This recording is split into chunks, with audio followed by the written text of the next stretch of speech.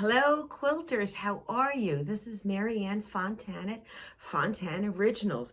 I'm excited to show you a brand new pattern I'm working on, which is going to be published in American Quilter Magazine.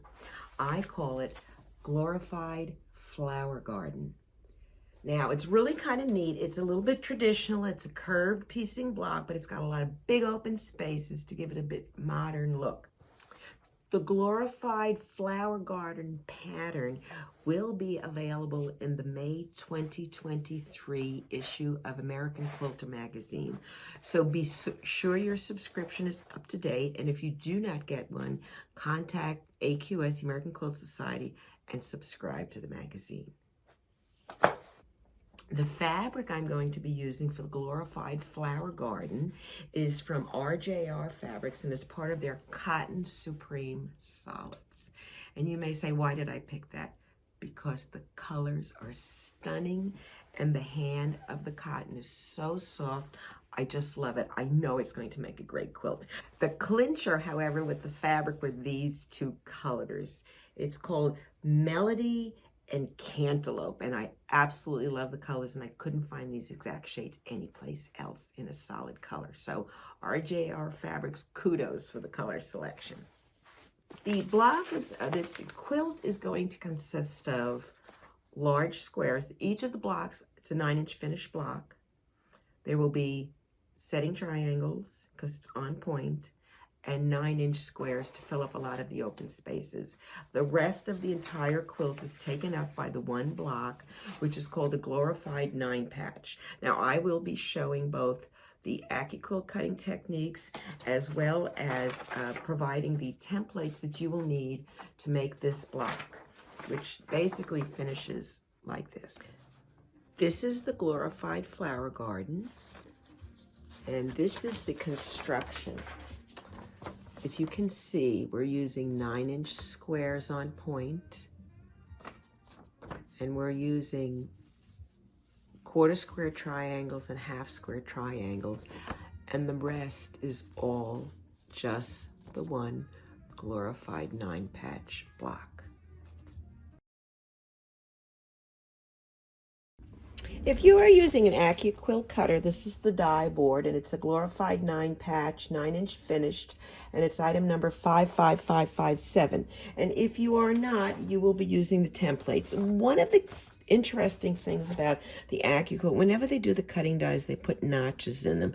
And this, as far as I am concerned, is the key in making it very easy to sew these curves together. So when I have done the templates to give you, I have marked where the notches are on the pieces so that you can actually do the exact same sewing experience and piecing, matching up notches, even using templates.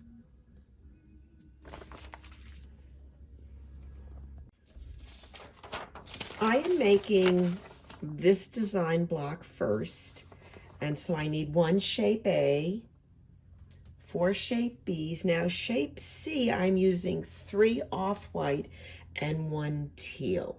And then I will go back and take the shape D, which are the curved pieces, and add them. But for now, all we're going to do is we're going to sew the center, and we're going to sew it just like you would do a 9-patch. Now, when I sew my 9 patches, I sew my entire block together at one time. Now, what does that mean? You can sew 1 row, 1 row, and 1 row, and then sew them together.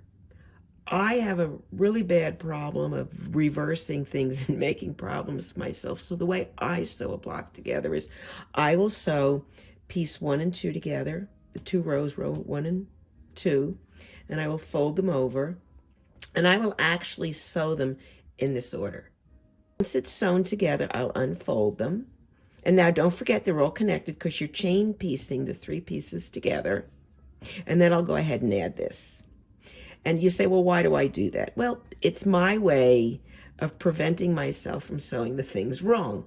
I have done it so many times and made so many mistakes that this is kind of my little way of helping myself do it correct. So I'm going to go down to the sewing machine now and show you how I do it.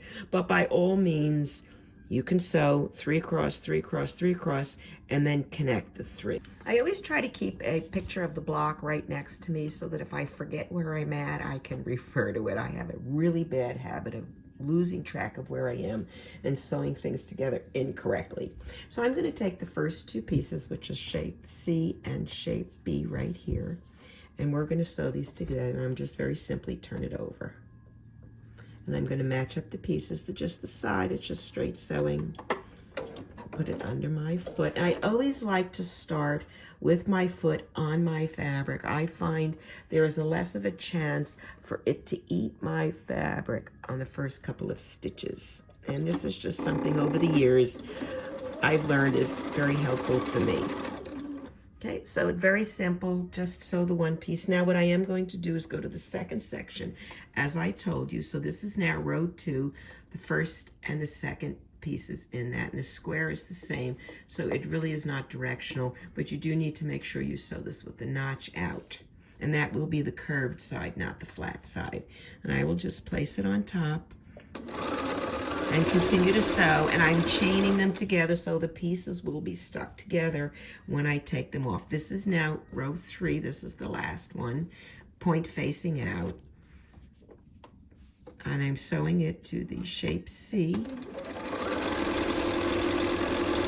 and that consists the first 2 rows of the 9-patch inner block, and I'm going to open them up just like you see here. And then I'm going to go back and sew the last piece on. I'm going to turn it over, match up the ends and the side, make sure it's even, put it under my presser foot. And I always like to stop with my needle down on top of the fabric. And so now this is the second center row, flat sides together.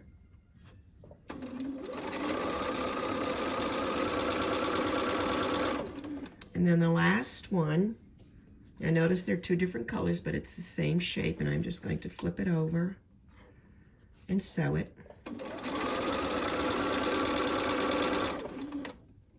And cut it off. Now, I recommend you do 1 block at a time just because they can get tangled and if you're not used to doing it. But anyway, so here you go. And I don't know if you can see it, but it's perfectly laid out. Back up a little bit. All 3 rows. So now all I have to do is I flip this over and I turn the block sideways and I'm ready to sew up the other side. Now I have not pressed anything.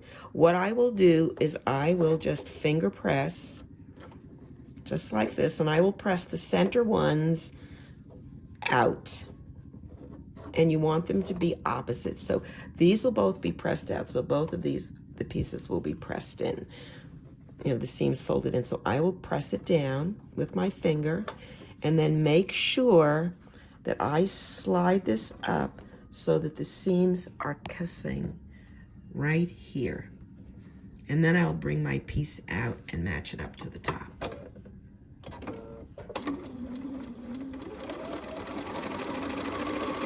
And I hold it there. I don't use pins. I find either I stick myself or I end up with a problem. See, I'm folding this back because this one is facing that way and this will face this way. And what actually happens, if you can see this, let's see if we can get really close, the pieces will kiss right where the seams meet and you will get a perfect match.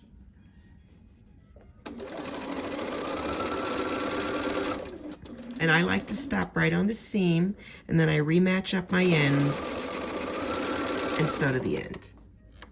Cut it off. Now all I have to do the other side is turn the block around. I'll open up this side to get it out of the way, and I'll flap this side over. And again, this piece is going down. And if you pull it, sometimes you slide it, you can actually feel it snug in under my.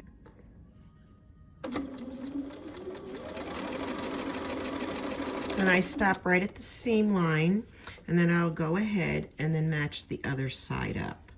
And again, I want to make sure, and if you can always, I don't press with this iron until the very end because I may have to switch the seams and which way they go.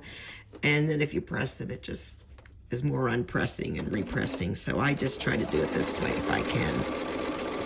And again, I stop right on the seam, match up my last piece, and let's take a look. Okay, so this is the 9 patch. We've got it sewn together. I think it looks pretty good. You know, points are decent. Pretty close. What do you think? All right, so now all we have to do is sew the scallops on the side, the shape D. So here's the layout. The centerpiece, the 9 patches sewn, and now I have to put shape D on, and I have 2 off-white and 2 green. But what I do want to do is I want to sew them in opposite sides. I don't want to go this way. I want to sew them opposite so that they pull in evenly, and then these will pretty much be on point. So I'm going to go ahead and take this first piece and pick it up and go to the machine. These are the way the pieces will fit together. I always double check everything because I'm notorious for doing it wrong. And I'm going to turn it this way so it goes. But I do want to start with the inside curve at the bottom and the outside curve. So I'm going to flip it over. And what I'm going to do is take this piece and I'm going to match it up right here. Can you see that, right? There, and I'm going to pretend I'm sewing a straight line, put it under my needle and take 2 or 3 stitches and stop with my needle down. I'm going to pick this piece up and I see I have my first notch here. Now you can mark it. I've marked them on the templates, so you can also do a little notch or a dot so you know where this notch will be. And then I'm going to go to the other side with the piece that's underneath, and I'm going to put these 2 notches so they're exactly straight lined up, and I'm going to put my finger over it. I can then come over here and look, and what do you know, this is exactly perfectly lined up already. So all I have to do is sew to my finger and the notch. Now, do you see the notch? See the notches right there? And if you've marked it, you'll have a little mark there, and I've stopped with my needle down in that position. And then I'm going to go, let's back up just a little so you can see, and go find that next notch. There it is. And find the next notch, which happens to be in the middle piece, the pink one, which is part of the petals. And I'm going to line them up. I'm not concerned about what this looks like. I'm only lining that piece up right there straight. And I'm going to put my finger on it and then gently pull back. And if you're careful, you just can line it right up like this and sew. Now I'm holding my finger down because this was a little wonky, this piece. And if you need to, you can get something pointy to help you push it down. In this case, I'm going to use the seam ripper. See, I'm still matched up perfectly. And I'm stopping at the next notch. I'm turning this piece, lifting my presser foot up, matching the next notch again right here, putting my finger on it. Now, if you need to, you can hold it from the underside also, and giving it just a little gentle pull. And then you can just lay these down. Now, note, this is pushing this way, so I'm going to pull this right here and drop it. And it's absolutely perfectly lined up. And I'm going to stop again at the notch. Then I'm going to pick my presser foot up, take this piece and line it up straight and put my finger on it. Then I'm going to give it a little tug and just look, and this is lined up perfectly. You notice I hold this a little so this underpiece doesn't shift. And let's look. Now keep in mind it's not pressed yet, but there is your curved piece. This will all fit in together. It'll all, when you put the steam down, when you press it, it'll be fine. So now I'm going to go and turn all the way to the opposite side and do the far side. And that one is going to require a green piece. So I go around, and again, I like this curve this way and the other curve the other way. I'm going to again take the two pieces. What I'm doing is I'm actually lining them up just like I'm sewing a straight seam, just like that. And then I'm going to go put it in the machine. Obviously it pulls away a little bit, but and once I get it the way I want, I put my foot down, and then I can put, let me get that thread out of there, put my foot down, and again, just take 1 or 2 stitches, because there you've now pinned it. You've pinned it together. That's my pin. And then I'm going to put the tab right on there. Now you see the green, you can see the green showing. So you can just pull it back just a very little bit and sew to the notch. I'm going to pick it up again. I can pick my presser foot up. Now, I'll go back and trim all those later. And then right there is the notch. I've got my finger on the notch. Actually, I'm going to go underneath and hold the 2 pieces. And look, this is being pressed out. So I'm going to lay this flat because I want that to go under that way. And I'm going to be careful because if you look, this shredded a little. I made a mistake and had to rip it out, so it wasn't perfect anymore. And I'm holding it, holding it, holding it, and I stop right at the seam. I can pick it up, make sure that's still matched, right to the notch. And as I did before, I'm going to go to the next notch, put my finger down, lay this flat with my other hand, sew to the seam, and then readjust. And because these are biased, they are a little stretchy, so you are able to ease it fairly simply.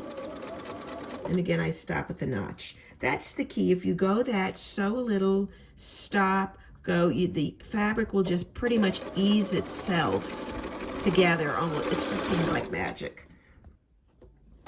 Let's cut this off. And here, let's turn it over. And there's the other side. Okay, so we have 2 sides done, the top and the bottom, and now I'm going to turn it, make sure I'm doing the right colors. So if I have the white on that side and that side, then the green will go here because I have the 2 greens on the bottom. So that's the next one I'm doing. I'm going to flip it over, and in order to sew the 2 pieces together, I need to finger press this down, and what I'm going to do is press it towards the curve. It seems to want to go in that direction, but not only that, when I do sew these points together, I'm going to have less bulk over here, and it's going to be easier for me to come in on the next side and make a sharp point. So I'm going to take the 2 pieces, line them up, and as I've done before, I'm going to set my presser foot down and take a few stitches. And it's basically the exact same process as we did before. I'm going to make sure the green is not overhanging. I'm leaving this pushed to the side. I do not press my seams open, and the reason is that, first of all, it's very tedious. It takes a really long time, and I just am not a person gifted with a lot of patience. And I see, and I'm just going to match this up exactly the same way, the 2 points like I'm sewing straight, and hold it. And if need be, as we said, you could put your finger underneath. And then just look how nice this lines up. Look at that. Can you see? Just push it a little bit. And I think it's perfect. Now, if you notice, I keep lifting my presser foot up. It helps release the tension on the fabric and helps it smooth out. Don't forget, you are sewing bias on the bias, so it's naturally stretchy. Anyway, so I let all my seams go in one direction. I never press them open. On a very rare occasion will I. And that got a little, so I'm going to just go underneath again to the point. And now here again, I'm going to do just like I did before. I'm going to press this down towards the curved piece. So this is a single piece of fabric.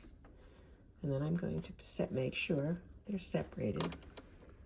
Place it down on the end. Now once I do that, I can pull this and see how that lays. Look at that. It's like magic. I know I say that all the time, but it never ceases to amaze me how nicely the fabric cooperates if you treat it gently. Here you go. You see it? And back it up. Okay, so that's the corner. All right, so we've got 3 sides done now. And I'm going to do the last side. Again, just finger press these down. Or in my case, I'm nail pressing them. And do the other side as well. Okay, so just get this. Look at it. Make sure you're doing them the way you want to press it. And then I have the one last piece, which is the white piece. Fold it over, and then I'll flip it because I like to use this side. You know, the inside curve. Line the 2 pieces up. See, just like that. The key is to get it under the foot and put the needle down so it doesn't go anywhere. All right, I took 3 stitches. Now my little notch got cut off there. I was probably trying to cheat myself and save fabric. But there you go, look. Matches up. Put it down. Check my seam.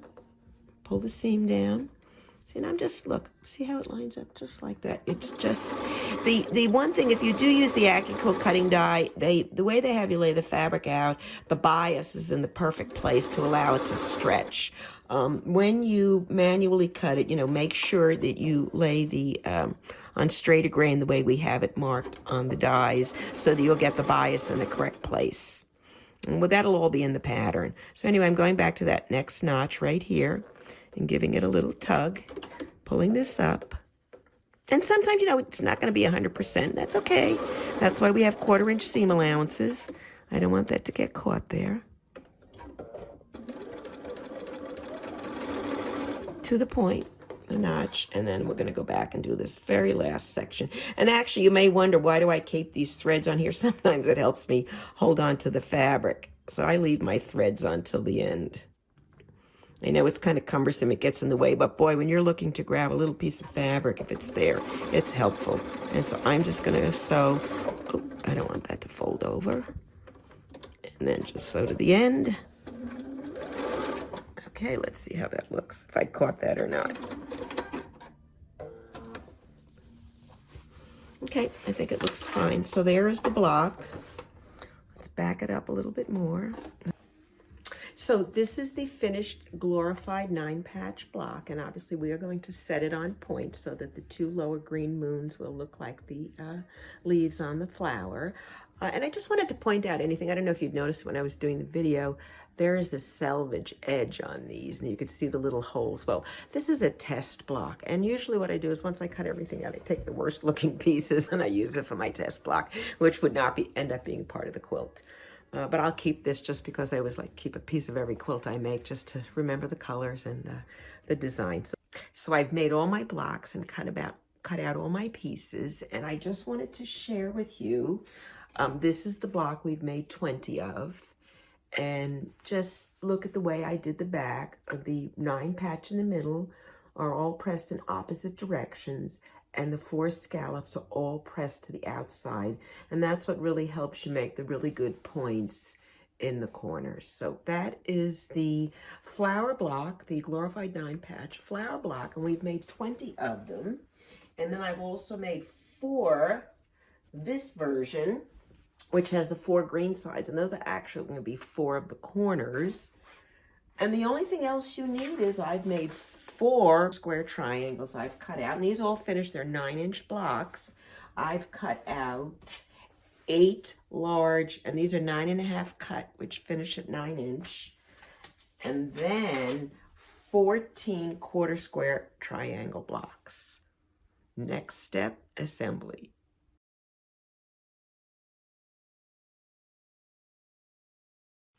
Before I start assembling, I like to map out how I'm going to sew the rows together because it is on point, and we do have to sew diagonal rows and then put them together in order to get the on point design. And what I will normally do is I will start and I draw lines across so I can identify each row and which blocks are in them. And then I will mark everything that goes from the upper left corner to the right as a right strip, and anything that goes down the side is a left strip because I will sew them left and right of center. In this case, there's 4 rows in each direction. Row 1R starts with a half square triangle, ends with a quarter square triangle, and it does not end at the bottom. The bottom, which has the half square triangle, and if you follow it up, is actually one left. So one right and one left make up the entire centerpiece, and then the others are added on. So that is how I identify them. And obviously, if it was a bigger quilt and you had more rows, you'd have 4, 5, 6, 7, maybe, if not. But this each has 4 left and 4 right rows. I've separated the rows. I printed another sheet and I cut them up just because I think for illustration it's really easy to see how to do the assembly.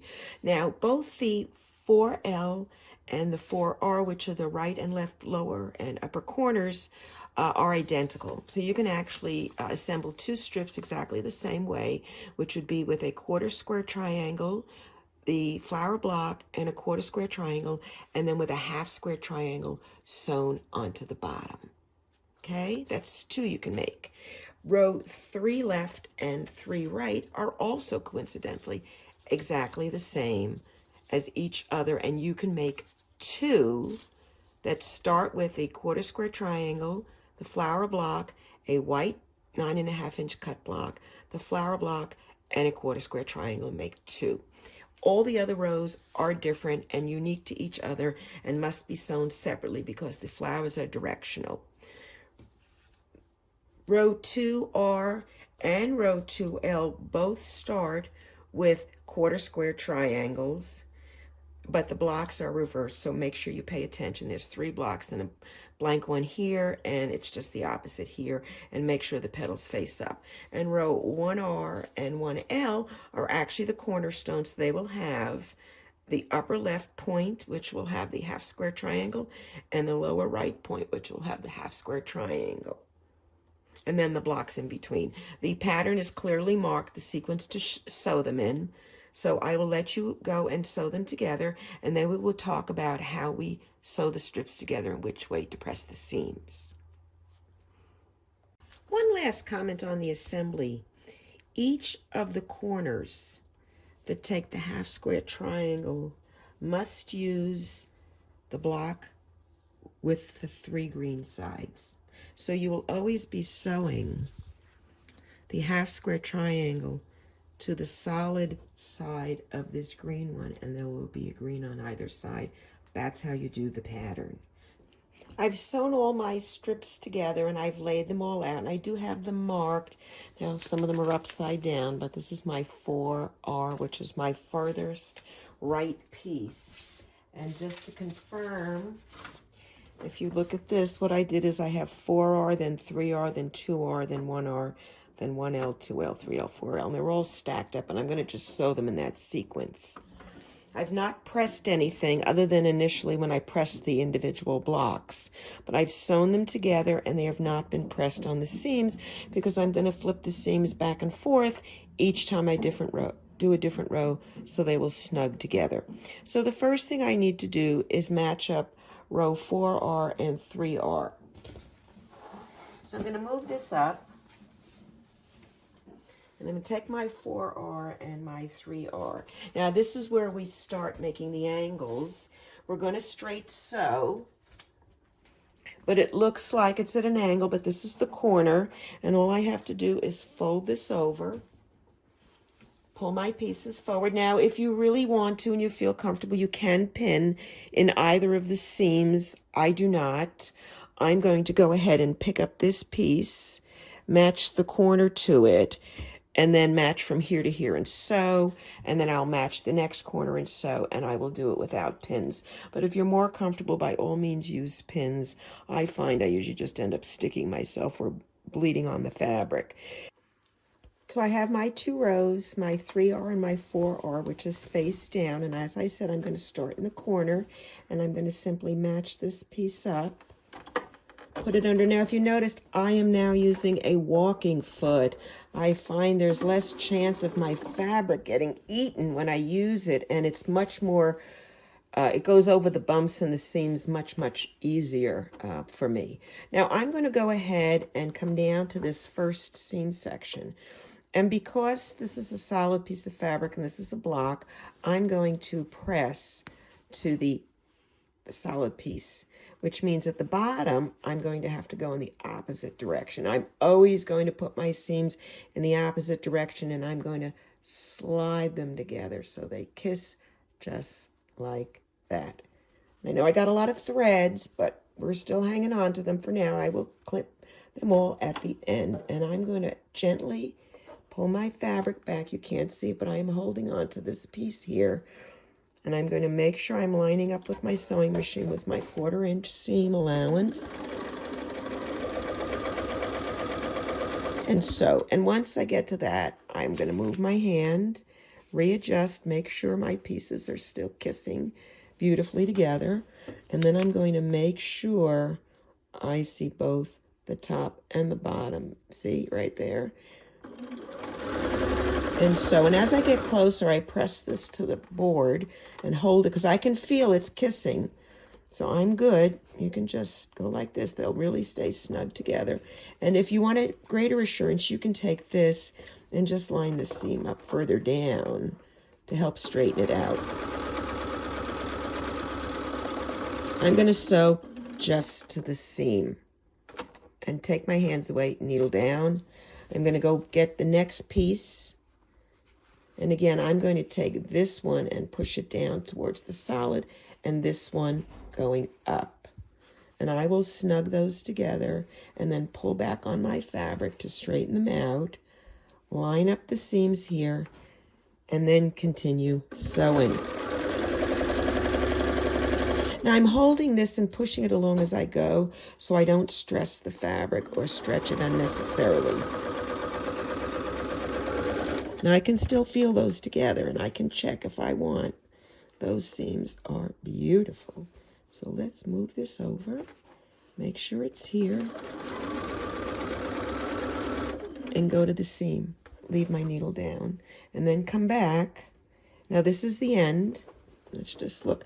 I'm going to make sure this piece goes down, because this is the outside, and there's no, this, I don't want to really fold it in because I have such a pretty point there, and I don't want anything to interfere with it. And then I'm going to take this piece of that last square, and I'm going to make it so all the little pieces match up, and I'm going to hold on to it and pull back. Then I'm going to make sure both layers of fabric are lining up on the 1/4 inch and go. Stop, readjust, just a little teeny tiny tug.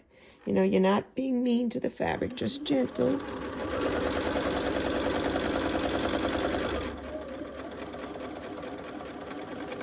And then I can cut it off. So let's look. So here we are. Okay, we've sewn it. Now we're getting our rows, if you can see. I'm going to pull back a little more if I can. And it's just the first 2 rows. Now what I'm going to do is I'll go back and show you how to lay out the third, and then you should be good.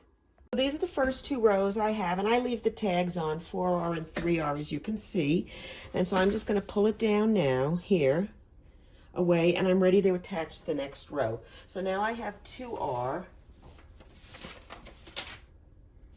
and I will go ahead and actually pull it down here so it's laying flat.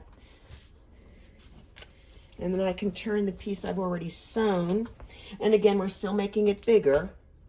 We're making it so we're going to start again as we did at the end. Match up all the pieces, each corner. And you will continue that way and doing each row, making sure that whichever direction these seams are in, they're in the opposite on the next row.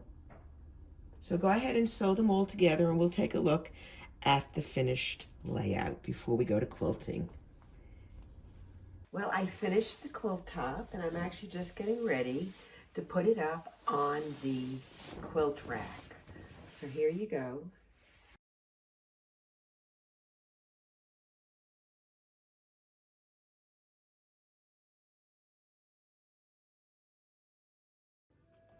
I started quilting the design, and sometimes it takes me a few minutes to, figure out what I want to do, but what I've decided is I'm going to just free motion stipple all the green areas and matching thread in a green, which is what I'm doing now. I'm going to free motion stipple all the off-white areas with matching thread, which I will show you later, and then I'm going to do a little bit of free motion in here. I will use rulers to outline the curves so I get a nice transition. I'm using a curved rule around the edge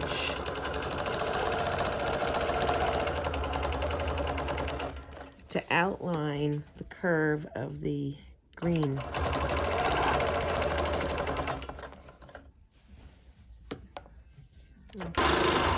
And then I'm just going to go back and stipple the entire thing in a loopy loose stipple. You know, not too tight. I just really want to fill it. You know, I'm not entering a competition. I just want to make it look nice and have it even. The green I'm using similar color thread.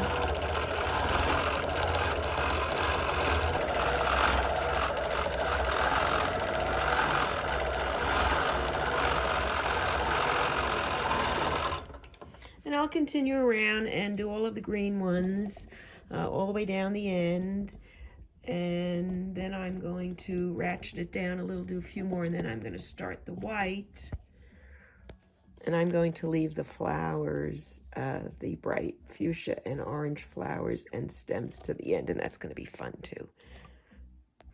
I went back with the same green thread and went over the stems in the corners and the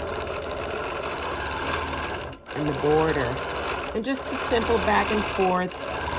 I did 2 long ones and 2 short stitches. I changed to white thread. And before I start stippling the white area, I do want to outline the edge of the flower. And I will use a ruler. And I'm just going to go around.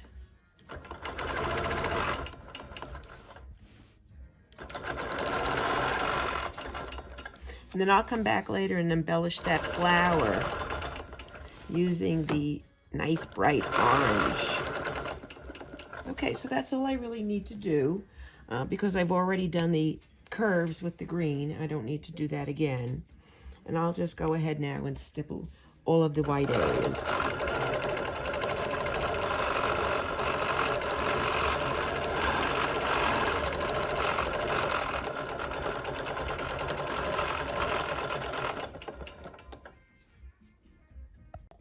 I've quilted about half of the white sections with the white thread with just the stippling as I showed you when I started.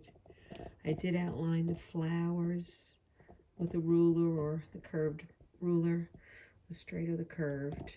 And I'm going to work my way down to about halfway, which I'm almost there. And then I'm going to switch back to the green and do some more of the sides.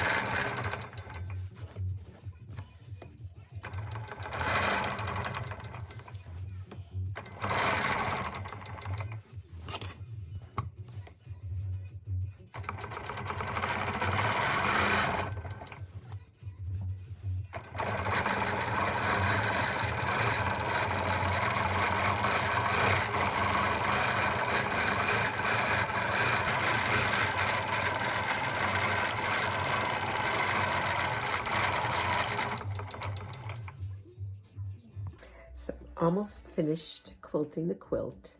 I've basically just stippled all the green areas and stippled all the white areas, and now I'm embellishing the flowers. So I'm going to show you how I do them. I've almost done with them, so I've perfected it. So now I'm willing to show you what I'm doing. But anyway, it's easy and it's quick, and it really makes the flowers stand out. I've been working on the flowers, and I've been basically outlining here in the green and then doing just a wavy leaf design, and then doing the same thing I've been doing in the others, the 4 little stick outs, and then doing another little wavy design. I have one more to do. I'm going to show you how I do it. Then I'm going to switch colors, and I will show you how we do the flowers. The curved pieces, I'll use a curved ruler like I did before. And I'm going to come around. I tried doing it without doing this top stitch, but I didn't really like the way the leaf picked up over there. So I'm just going to do a wavy line and then come down again. And then I'm just going to go back up about 2/3 of the way and come back. And that is it. That's the entire leaf.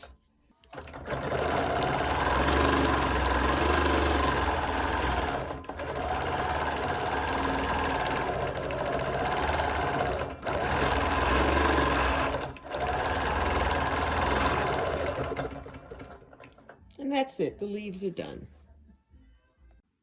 I've changed my thread to this tangerine color, and I'm going to start in the middle. And actually, I did create a design. Sometimes I like to print out a copy of the block, and this is kind of my design. So I did the leaf, and I actually ended up adding a piece. And then I'm going to go in and go around, and then I'm actually just going to go around each one once. I thought it looked kind of cool. But that is my inspiration of what I drew out that I wanted to do for my free motion on the flowers. So I'm going to just start in the middle, and I'm doing a little wavy pattern, and I'm stopping because I want to clip these threads. I don't want to go over them. So I'm going to take them away and then continue.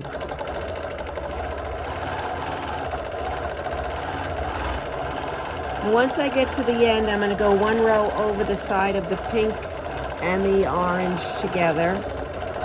And then I'm going to do each of the petals and just kind of do a wavy kind of funky primitive design, nothing fancy, just to kind of give a little detail to the flower.